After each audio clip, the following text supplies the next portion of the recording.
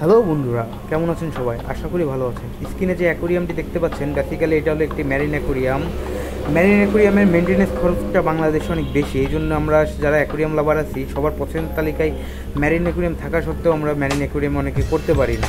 কারণ ম্যারিন অ্যাকোরিয়ামে যে মাছগুলো ইউজ হয়, মাছগুলো সাধারণত সবই সামুদ্রিক মাছ, এবং সমুদ্র থেকে এই মাছগুলো কালেক্ট করাও বেশ কঠিন। এরা সমুদ্রের তলদেশে থাকে। এই জন্য আমাদের দেশে ম্যারিন অ্যাকোরিয়ামের মাছগুলোর দাম হয়ে থাকে প্রচুর। এই জন্যই আমরা যারা অ্যাকোরিয়াম লাভার অনেকে শখ পূরণ করতে পারি না, কিন্তু ইচ্ছা করলে আপনার কম খরচেও ম্যারিন অ্যাকোরিয়াম করা যায়। এটা আমরা নেক্সট ভিডিওতে বলবো কেমন করে কম খরচে সুন্দর একটি ম্যারিন অ্যাকোরিয়াম করা যায়।